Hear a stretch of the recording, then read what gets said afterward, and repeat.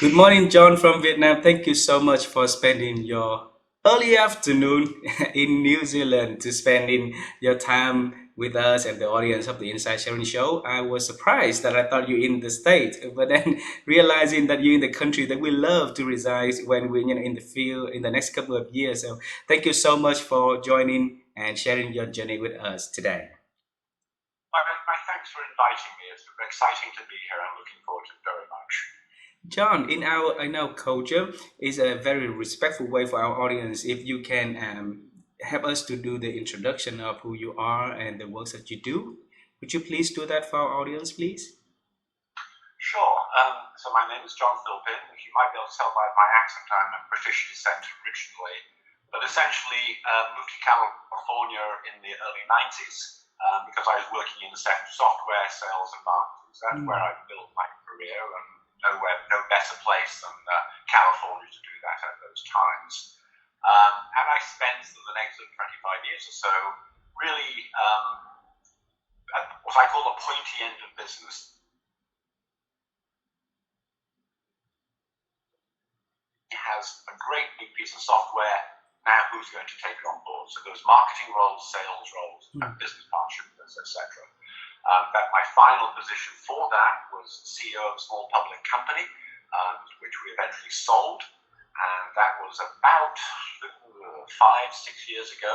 Mm. And I decided at that point to say, okay, well, I've done my time, as it were, in the corporate world, and what really can I now do that's going to be different and something that adds to the general knowledge of the world, if you will. That doesn't sound too grand. Um, but of course, I've got a background in sales and marketing, so can't just suddenly become a rock guitarist for a band or something like that. So how do I take what I've got and transition it? Which is where the organisation I've got today is something which I call People First. And People First is this idea of um, recognizing that the onslaught of technology into our everyday lives is not going to go away. It's not going to stop. So how do, on the one hand, people manage that onslaught? How do they look at all this technology that's hurtling towards them and manage that process? And on the other side, how do companies really bring technology in a respectful way? Because there's no doubt that sort of companies becoming more efficient through technology. How do they have respect for the people inside of their organization to continue to do what they need to do as a company, but at the same time not just reject people out of hand, because there are roles for people in the future. Mm. So that really became my mission around what I talk about, what I write about, what I present about, and so on and so forth. So it really is the culmination of I've always understood what technology is about, where it's going. I've always been very customer centric. Mm. It's always been, thanks very much for the great idea, technologists, but why would a business care about that? Mm. So I can do that bridge quite well. It's now, let's do it in a respectful way. Wow. Thank you very much for sharing your journey. In about 3 minutes, summarize of everything happened in the past, decades, right? So allow us to slowly understand it. So let us examine it together. And John, let us bring you all the way back to when you were young. Because when we're young, we always have dreams of the life that when we grow up we're gonna do and we're gonna be living in. So back when you was very very young age, and still you're young, so so, so all the way back then, what's the words a young version of John, dream of a career, a life when you grow up it's gonna be? So I think first I'm an army brat. So I was born abroad. My father was in the forces. I spent the first 10 years of my life really, if it's another year, it's another school, it's another house, and lived in places like Singapore and East Africa. I was born in Germany. I lived in Wales. So my memory of those times really was just forever transitioning, forever moving. Okay, new group of friends to have, move on to the next, and so on. And I don't really recall thinking, oh, when I grow up, I want to be a fireman or a doctor, whatever those things are that kids want to do as they're growing older. But I did have a natural inclination for maths. Mm. So when I went through my education, I kind of the arts, humanities of my world disappeared. I did double maths and physics for my A levels. I did maths for my degree. And it was really only in my early 20s that I started thinking, okay, so now what? I'm out in the big wide world and I have this maths degree. My father, when he left the forces, had become a teacher. My mother was already a teacher, and I sort of didn't particularly want to go into the teaching profession. I definitely wasn't cut out to go into the military, so there was no way I was going to be following my parents into what they did. They were always incredibly supportive of me. So I did a year of accounting when I first came out of college because I thought, well, what do you do? Maths? Oh, you count things. Accounting, great, that will make sense. I did it for about a year to realize that it really wasn't for me, it wasn't what I wanted to do. But I still wasn't sure. But I got a job, I went back into the university system looking at jobs and came out of that as a salesperson. And that probably is where I got this initial idea of doing what I've always done with my life, because sales and marketing to me, if done well, if done properly, it's not about pushing your ideas onto somebody else and saying, buy, the used car salesman kind of idea. It's much more to do with problem solving. It's listening, much more than anything, to what somebody's trying to do and understanding from your arsenal of things that you have in your pocket, how can what I've got help this business to do what it's doing. And so that became the foundation of a lot of what I did. And it's interesting because people these days talk about, when what they call social sales came in, right? And they sort of thought, oh, everybody now has to get into social sales. My personal belief is that social sales has always been there. Social sales is how selling started. The corner shop in Roman times, they knew their customer. They didn't need software to help them understand who their customer was. They knew them. But what happened with the industrialization of the world is that sales, which is a very human activity, started to become industrialized as well. We started to try to use machines to predict human behavior and so on and so forth. And we lost the salesperson wanting to get to know the customer, get to know the problem. We just started pushing product down the hill. Social sales changed that, but for me, all it was about was really going back to foundational principles, which is education, which is about learning what somebody else is facing and doing, putting yourself in their shoes and saying, how can I help? And interesting enough, though I never wanted to follow my parents into teaching, that essentially is what good sales is about. It's about teaching. It's about saying, that problem you're trying to solve in your business? There's a better way to do that. Bear with me, let me explain, and show them a route through. And from there, you build a relationship, you build a position of trust, and onwards and onwards. So, as I say, to me, it emerged slowly. My parents were both very supportive people, as I say, both teachers, ultimately.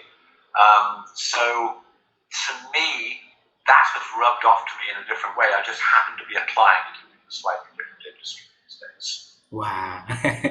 And then with the background of mathematics, how did it help in you to add into the trend into sales marketing though? They're two different worlds. It's interesting. In some respects, I'm very glad I studied maths when I did, because it allowed me to, of my own time, get involved in learning about history and literature and art and those things. I think anybody who goes through learning formally art, language, history, geography, has a hard time learning about science, because you need a foundational set of principles to keep on building in that world. So I wouldn't class myself as an English scholar by any stretch, but I've read a lot of books. I'm very interested in history. I get fascinated by political machinations that go on. So I've managed to build through curiosity, through inquisitiveness, through exploring. I've always managed to find myself interested in things, and maths gives me that logic foundation, right? So I don't naturally and easily listen to something and make a jump. I'm trying to build pace that gets me there, and that's where my maths comes in.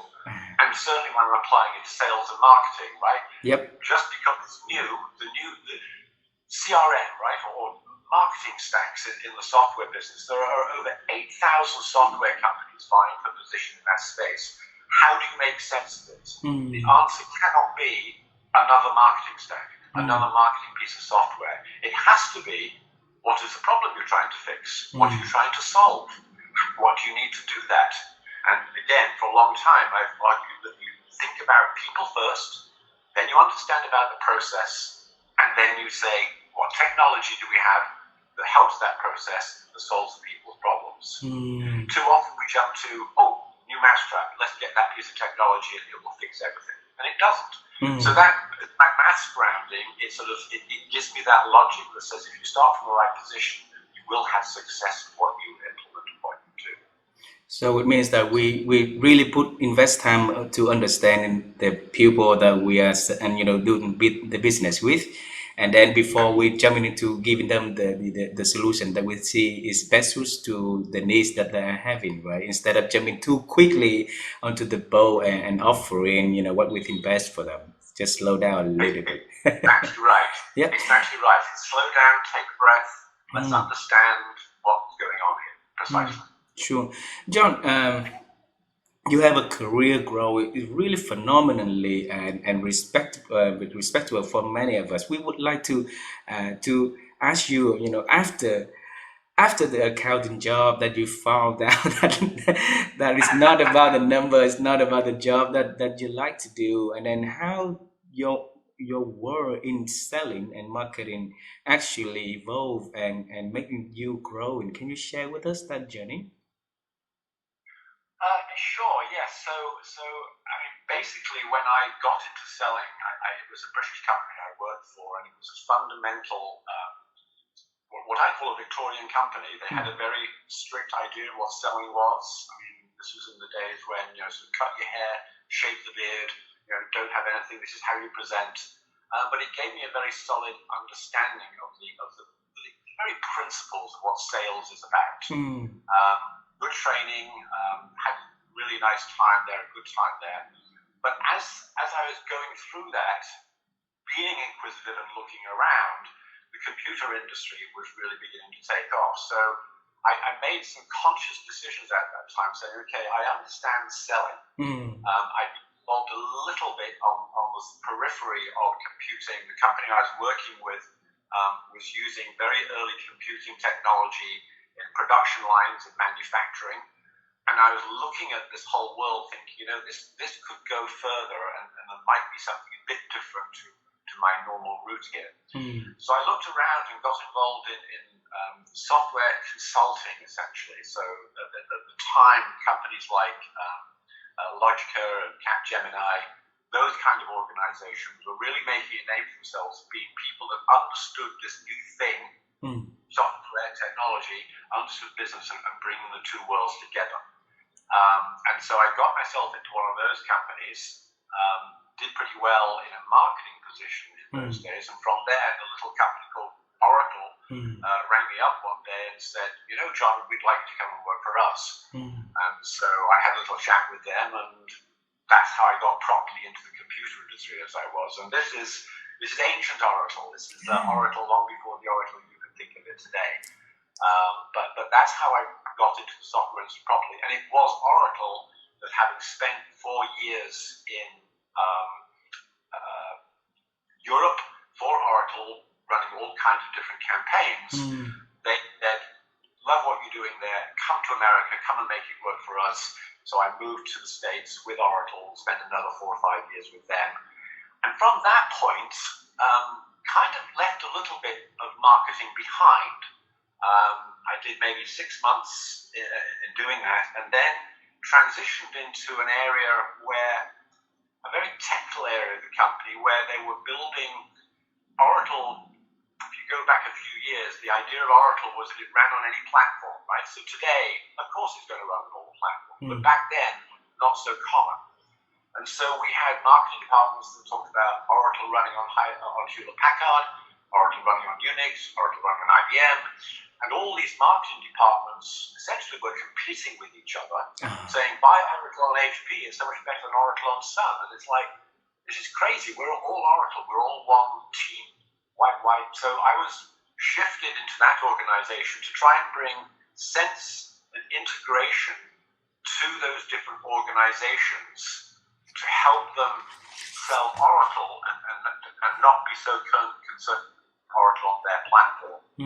And from that, we started building software on Oracle that helped them better communicate essentially between themselves and with the sales force, which ultimately became software that got embedded in Oracle's products. From there, they moved into sales operations because I was now back close to sales again. So as I followed things that I found interesting, the companies seemed to sort of say, oh, in that case, you're better there, and kind of moved me around like a chess piece, and I enjoyed what I was doing. So I sometimes talk to people about my history as not so much as sales and marketing, but as a translator. And what I mean by that is that I listen to somebody talk.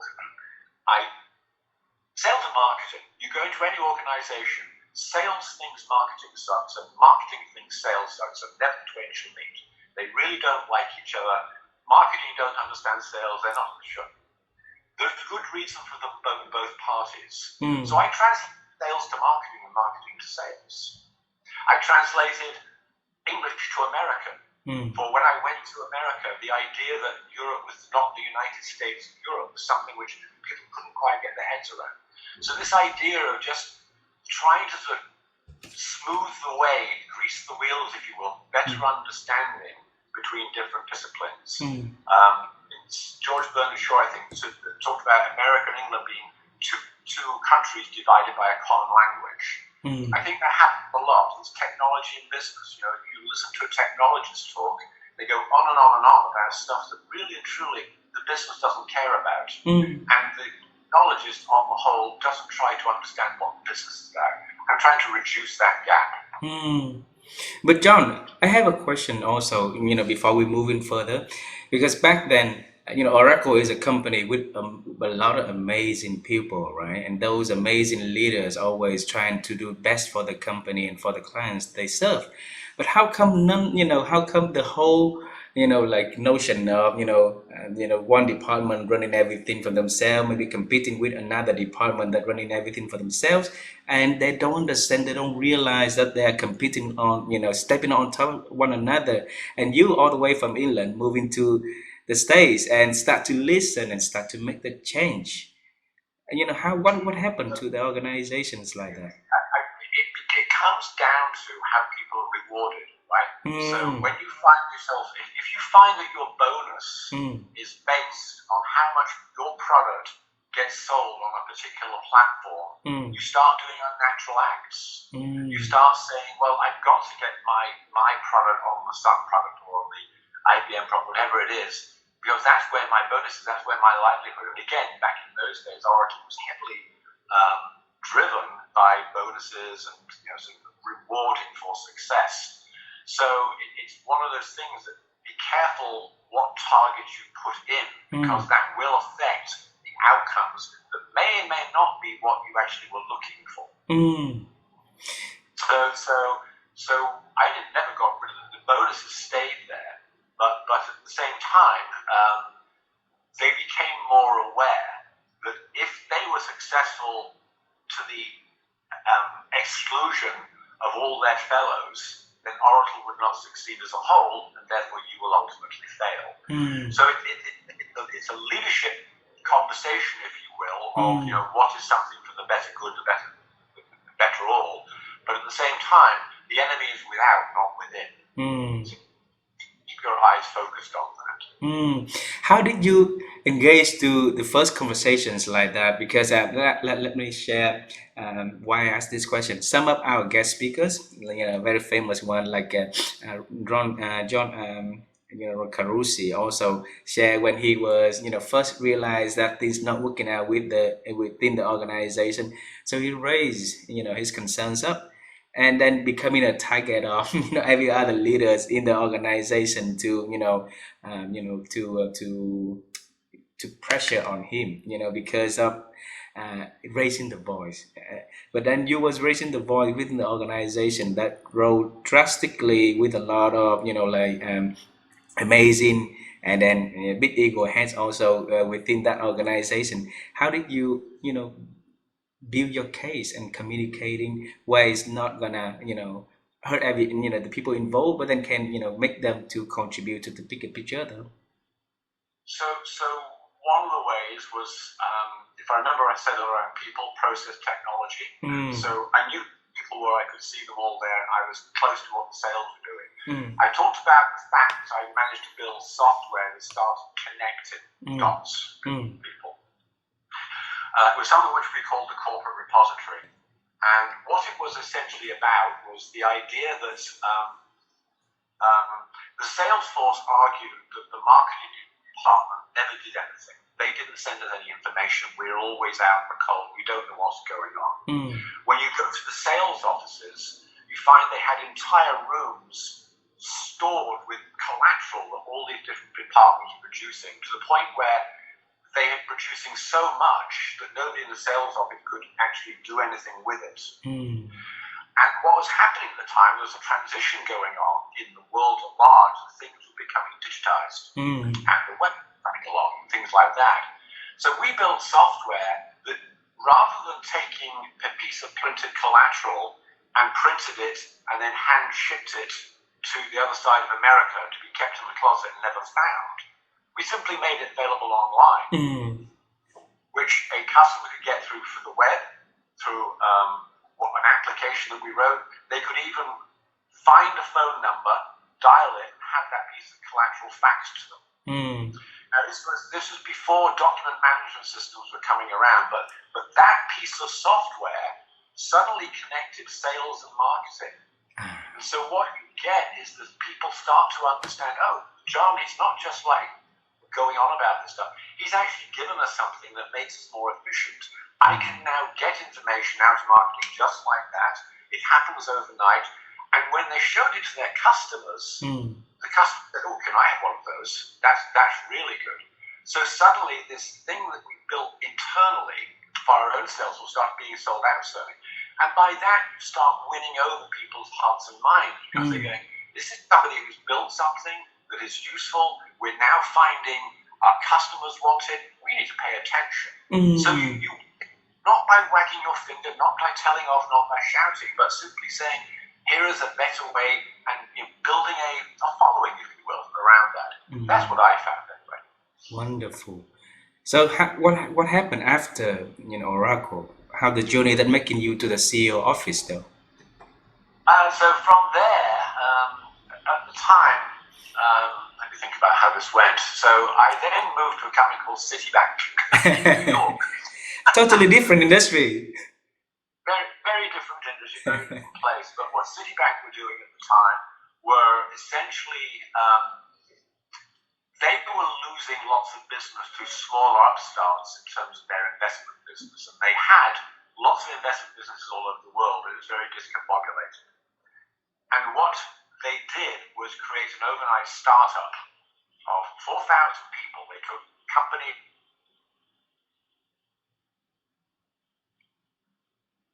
said, you're now a startup, and by the way, we've got these people from Oracle who are going to show you how to do this better.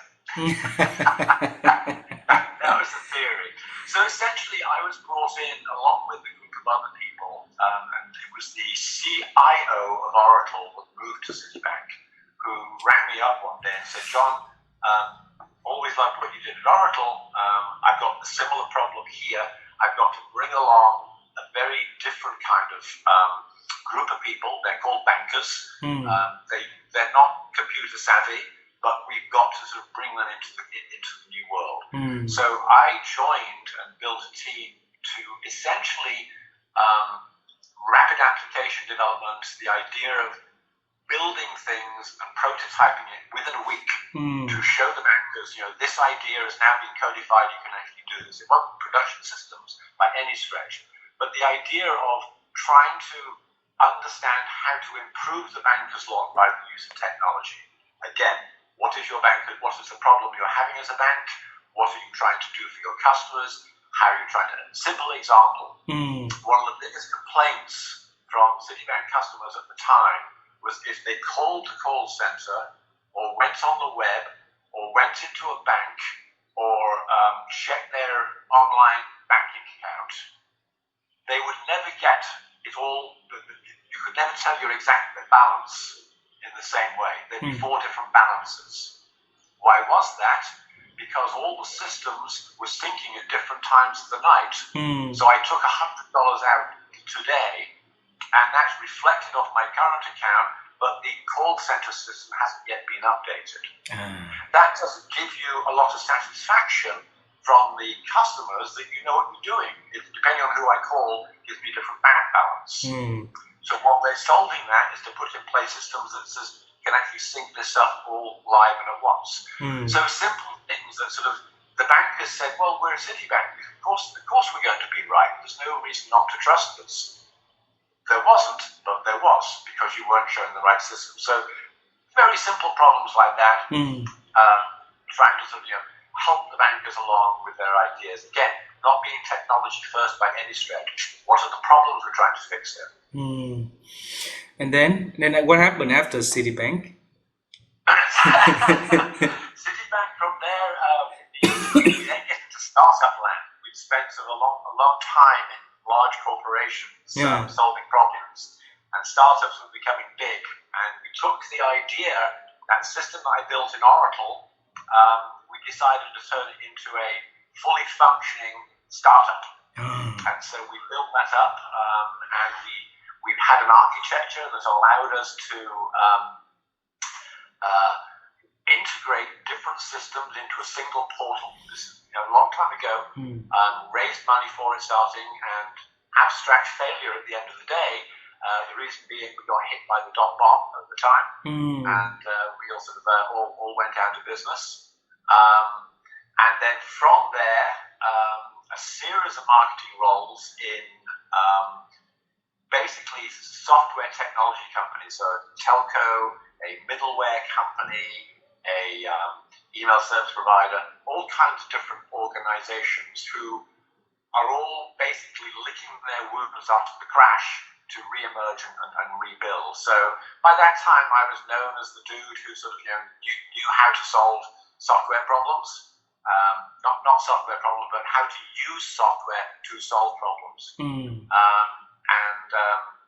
Funnily enough, my final job after all those different positions, I did a journey back into the UK at one point, worked for a company there.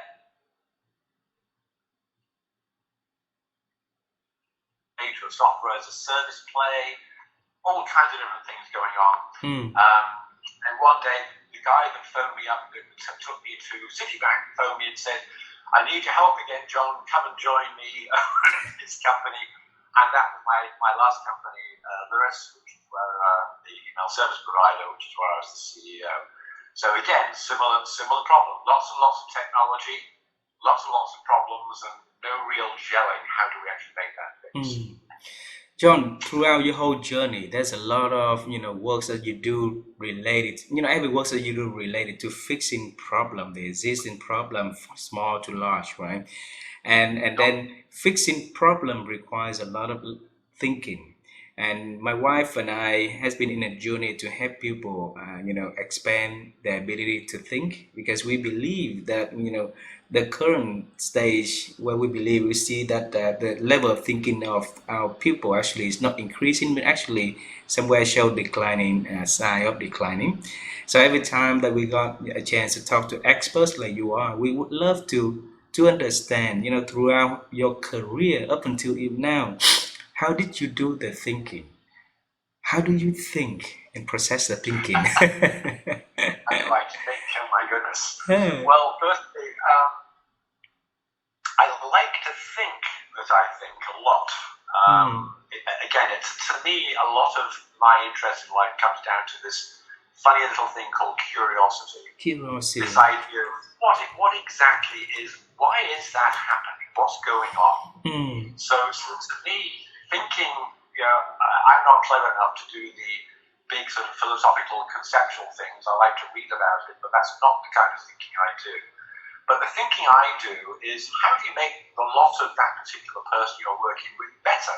How do you improve their life? So in the world that I've lived in, which is sales and marketing in the software technology industry, it's how do you make the life of your customers, your partners, your staff, people at large, how do you make it better as a result of whatever this thing is that you've got in your hands that could improve? So it's essentially, thinking to me is peeling back the onion, right? So it's the idea of, you go to a doctor and your arm's hurting. The doctor doesn't automatically put your arm in a cast. The doctor has a look around, and he might well find that you've got a pinched nerve in your lower back that's causing the arm. In other words, your symptoms don't necessarily correlate to what goes on in your body. Likewise in business, right? Dear John, I need you to come in and solve my problem for me. My sales aren't working. We need to fire the head of sales. Okay, let's examine why. Well, because our sales are down. Why are your sales down? I don't know, but it's his fault, and therefore he needs to go. Was he a good salesman before he came? Oh, he was great. He obviously has just failed while he's here. And you keep on peeling back to understand, why is this person now failing when he was brilliant before and now coming through?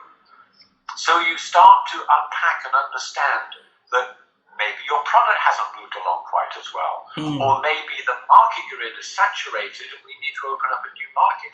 Maybe we need to offer a different extension, whatever it might be. To peel back the onion, to solve that problem, to think, to say, there's no need just to get rid of people because something's not working. What you need to is what. Now, it might well be the person is not the right person. Not everybody fits in the right place at the right time. But understanding what the basic cause of whatever's going wrong is, and indeed, is it right? I mean, just because you haven't doubled your sales again, like you have the past 4 years, actually to double every year for 4 years is quite going some. Maybe you should think about the profitability of the company. So to me, the thinking is just simply trying to understand this thing that's being presented to me, what's going on, and why is it happening. Wow.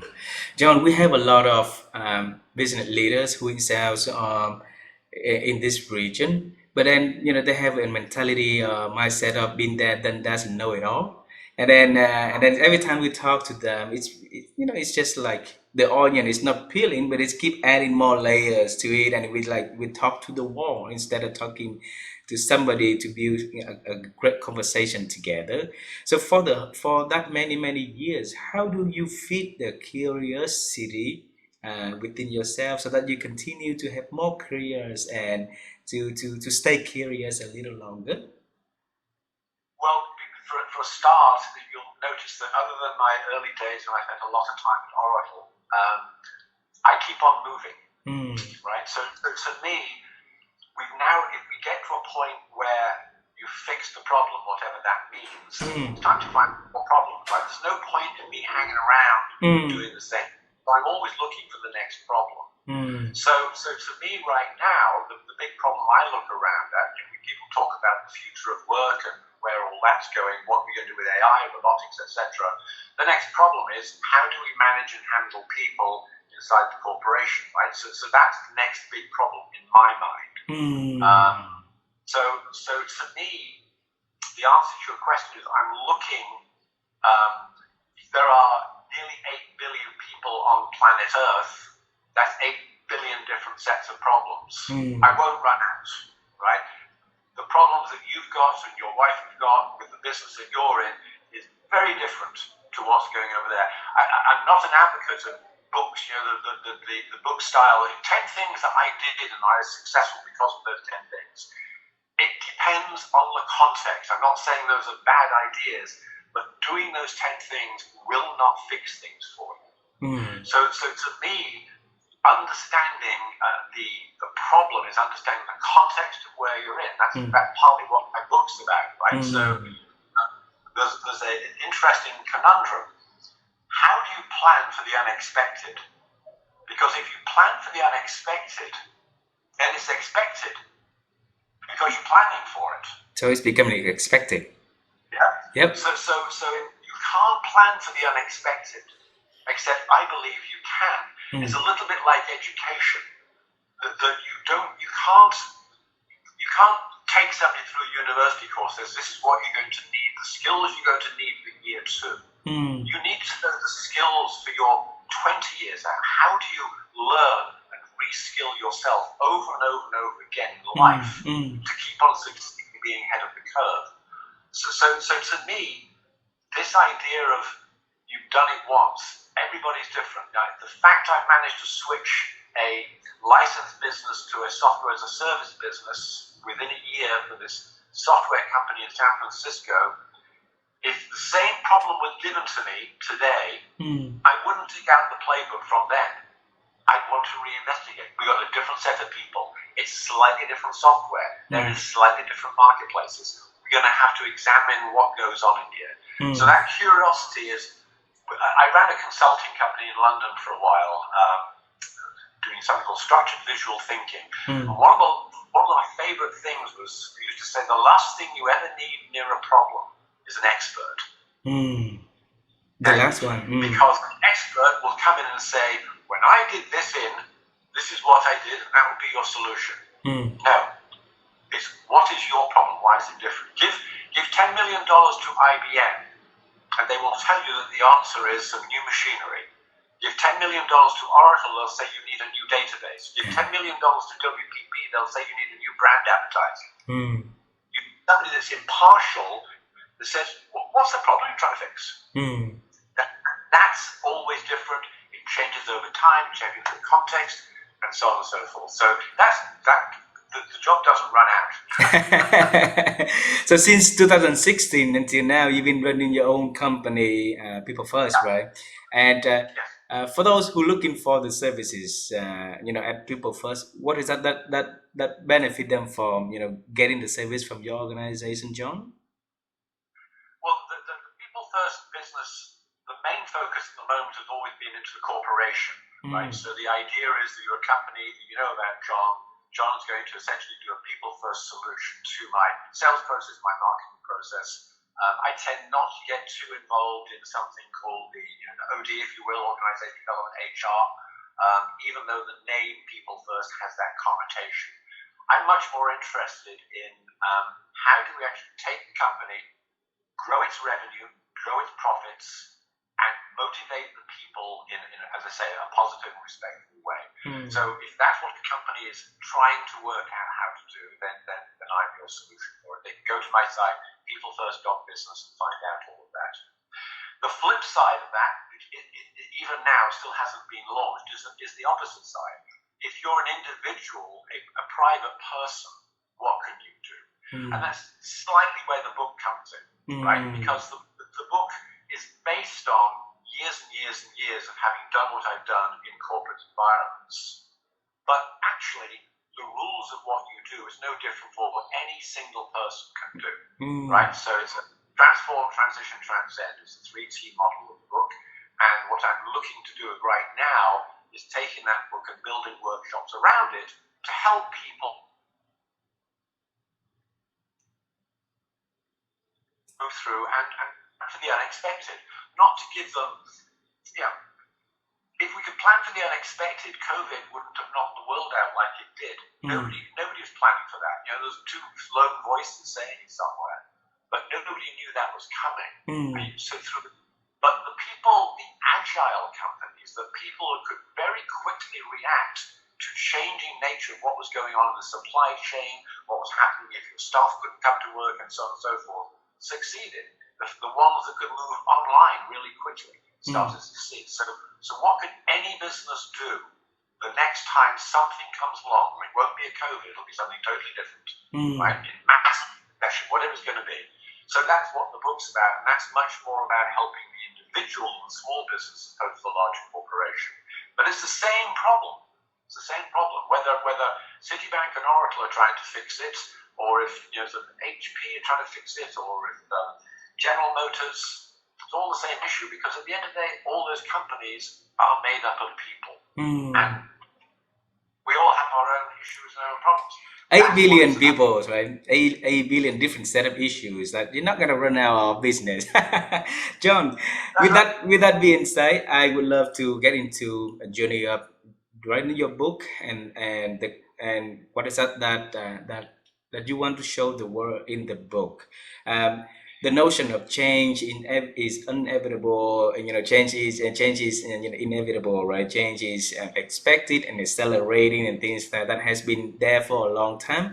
And the COVID situation has knocked everybody down, in terms of the world they knew. And we would love to hear your story of why business leader being slapped on the face for the word that they thought they knew.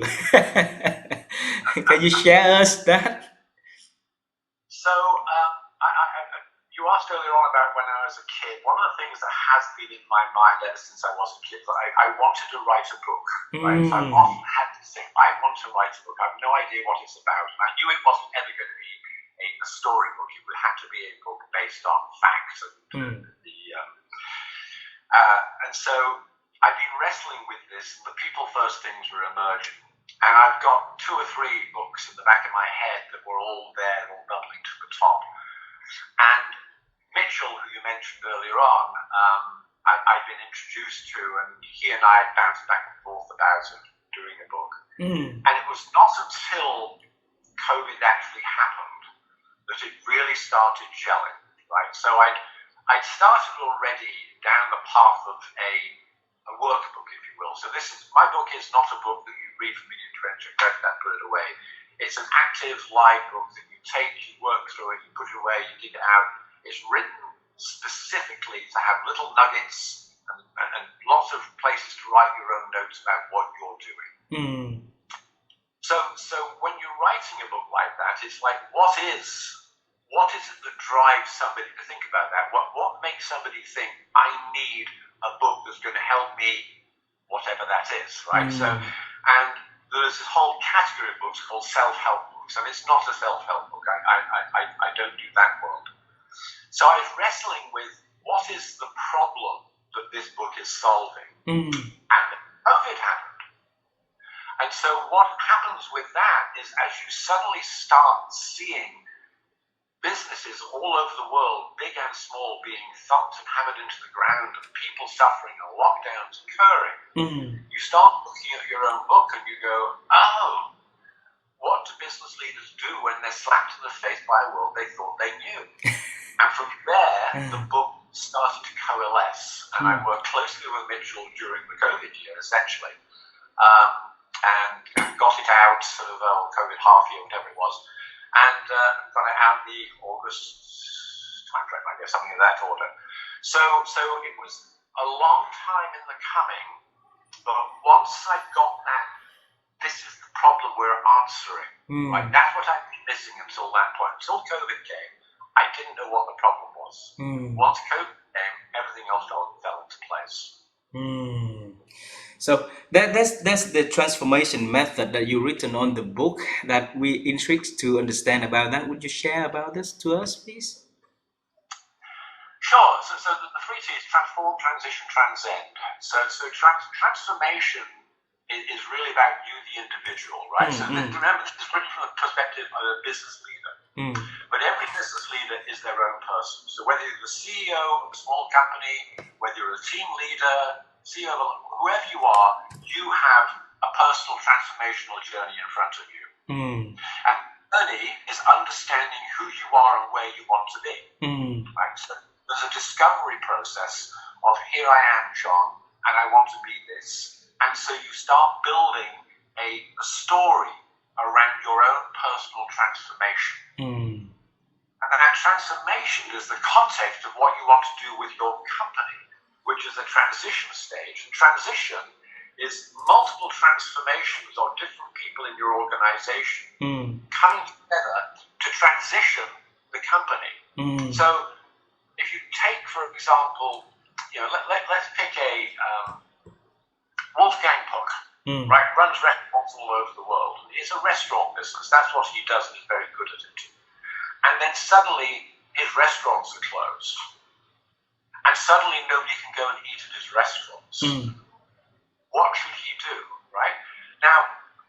transformational journey is, well, I'm Wolfgang Puck. I can do these things. I need to change things. I need to change myself.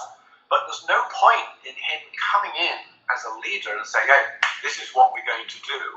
He has to bring other people within his organization as well. So multiple people in the Wolfgang Puck organization come together to think about what they're doing, and those ideas gel together to get the transition of, oh, this is what we're going to do to transition our business. We had multiple people coming together, multiple people solving this problem to say, what do we do to create agility, to change the way we are doing this, so that you can do the final stage, which is transcend.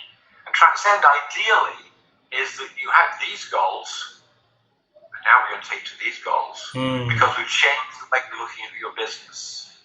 Well, why is it, picking on the restaurant business, if the restaurants have to go to home delivery and takeaway because they can't have people inside the restaurants, why aren't they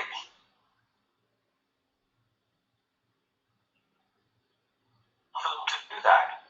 But who moved quickly? Uber. Uber Eats and companies like that started coming out. And what they did is that they took all the profits off the restaurants. Uber Eats makes the profit, the restaurant is still in the doldrums. So you have to, a restaurant might say, oh, but my restaurant is the dining experience, everybody comes, they want the waiter, what have you, but you can't have that now. There is a new world that's going to be around, you've got to transition. So you have to get through how you actually make that transition. And you have to let go of preconceived notions. And as I say, what's right is for some is not right for others. So one restaurant might choose to do it this way, other restaurants might choose to do it a different way. So that's what the story is: transform, transition, transcend. Working in all stages through discovery and understanding who you are, where you want to be, the journey is going to take you there, the roadmap. Roadmap got roadblocks. Come out. How do you get around the roadblock? Come back down. To understand what you're going to need to do to succeed in this very new and changed world, because COVID is over. Second is possible, right? As we're seeing what's happening in China right now, and as you see what's going on around the world, it's still very much there. People still are having to close because of COVID occurring. So it's here for a while. So what can businesses do to make sure they're still relevant? That's what the book's about. It's a very short book. Congratulations, John, for writing the book and the dream that you've been having since you were young, right? Since you were a kid. Yeah, and it has been a year. It's about to be getting its first year anniversary already. So, John, I like to ask you this question: in the world of constant change like this, right? And then for the history of the experience you've been working with companies, with people around you, if that's boiled up to one skill that leader needs to be having and master it, so that they can live up onto the transformation, transition, and transform process like this, what is the one most important skill you think it is, John?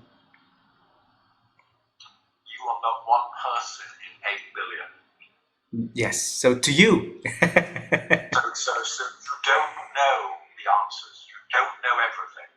So the one thing you can do is reach out to others, to your partners, to your partner, to your competition, to your vendors, to your staff, to your customers. Ask them what they want. Bring that collaborative thinking into your thinking, because whatever you are planning to do, it will be a lot stronger if you understand whatever else is going on. So that partly is curiosity. The people that don't have curiosity don't actually ask other people what they're thinking. Right? So to me, that curiosity, collaboration, that's being interested in others and not so much interested in what you're... I've got tons of ideas. I can talk about until the cows come home. But it doesn't really matter. What matters is what all those other people are doing and how can they be brought together to produce something that's better than they have today. Wow. So if I was saying one thing, it's collaborate with others, whoever they are. Mentors, partners, coaches, competition, I don't care. Talk to everybody. I'm talking to them. Wonderful. Thank you so much for sharing that. And the last question, John, I would like to ask you for today is that we understand your past already. We understand the outstanding career that you've been having, and we understand the works that you introduce to the world now. And I always like to understand the future also. So, is there anything exciting, John, you are working on that you would want to share now so we can celebrate together? There's so many things that I'm working on and thinking about now. Hmm. Let me pick one of those, which is just an idea that I've been noodling for a while and Hmm. I've not really got into a concrete form. And that's something called the future of work. Future of work, yes. The future of work, right? So a lot of people talk about the future of work and whether it's going away, whether we're all going to be replaced by machines, and whatever else it might be. Hmm. I'm much more interested in understanding there isn't a future of work. Hold that thought. There is no future of work. There is something called the future of income. Hmm. And the future of income is a much more interesting question Hmm. because income is how you generate wealth. Hmm. So when you read people like Jeff Bezos and Elon Musk earn God knows how many millions a second that they do, nobody in the right mind thinks they're being paid for that, right? But when you go further down into an organization, you get to annual salaries, monthly salaries, hourly rates. We're being paid for time. Hmm. And as long as you're paid for time, you will not become wealthy. Hmm. So the point of the future of income is how can any single individual take all their assets, Hmm. not just their time, but their knowledge, their skill. Think about what you do yourself, right? You have got only 24 hours a day. Doesn't matter which way you cut it, that's your time. Hmm. For you to generate real wealth, you have to make money as separate to time. Yep. Yeah? So everybody should be thinking about this. I don't want to find people saying, I want to increase my wage from $14 to $15 or whatever it might be. Hmm. I want them to be paid for the value that they deliver to that organization. Now, non-trivial. This is not a simple equation. But if we don't fix this, there's a societal problem hurtling towards us. It goes as follows. If you choose any business today and compare to where it was, say, 70 years ago, they will have 1/10 of the number of people with a market cap 10 times, roughly speaking. Hmm. So in that time, the population of the world has doubled. So it now means that there's orders of magnitude more people that aren't working in large corporations.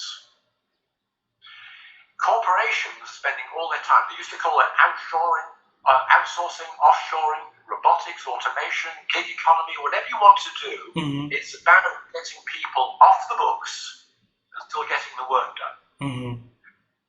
If every company succeeds in getting people off the books, every company, where do people earn the money to buy the stuff that the companies are producing? Because they're no longer employed by the company, so they've been automated. So every single person has to think about how to generate wealth for themselves, income for themselves, not what the future of their next job is, Wow. but what the future of their next, they're going to live on planet Earth for 80 years. You yourself have probably got another good 50 years to go. Wow. Where's the wealth going to come to keep you going? Wow. That's what I'm thinking about at the moment. John, it's very, very big thing that you're working on. Thanks so much for doing that, because the whole, leaders in the HR industry have been doing in the past year, like 5, 6 years, talking about the future of works, where basically, helping people to still getting a job and getting paid for the time that they put onto the job, right? And then Yeah. the model you're working on is absolutely for a wealth building, but based on the collaborative of assets and everything that a person can put onto their lives, right? Not only the hours working, so we don't want them to, uh, you know, continue working and get paid by the hour, but find different ways, different source of income so that they can move up into the ladder. So if that can be translated to a practical tool, practical ways that people can apply to their lives, I think the quality of lives will be a lot better, and the meaning of works also will be a lot better, rather than just upskill and reskill the employees to get into the future and compete with machine and compete with with the unexpected changes. Yeah. I mean, as a real life example, right? So rather to produce it, from airy fairy down to practical, right? So if you take a company like Uber, um, if Uber was a true ride-sharing business, not a capitalist-driven business where people are working in the gig economy, but a ride-sharing business, I would then, as a driver, have a share in the success of that company. I could buy a second car and a third car, and indeed, as self-driving cars become available, I could have a fleet of self-driving cars.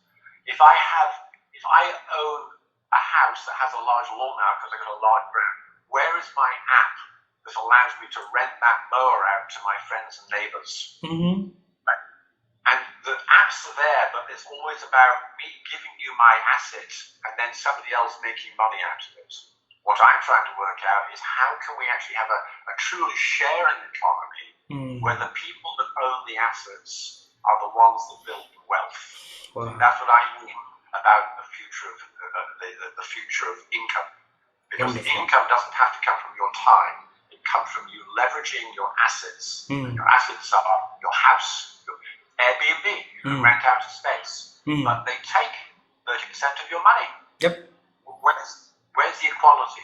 So those are the things that I think about.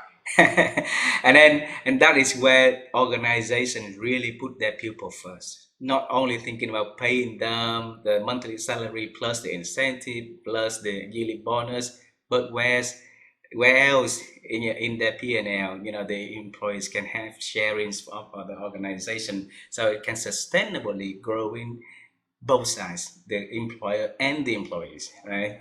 John, thank you so much for coming to our show and sharing, the journey you've been doing, and there's a lot of things in here today that we, the audience, will be benefiting from listening to.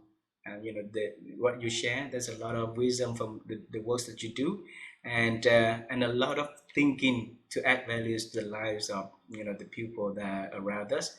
And I wish you well. I wish you all the best, John, and continue to build more ideas, to bring more ideas to us, and because we needed that, we need to change the way we think, the way we operate, so that we can get into the new world of income and not the world of work anymore, John.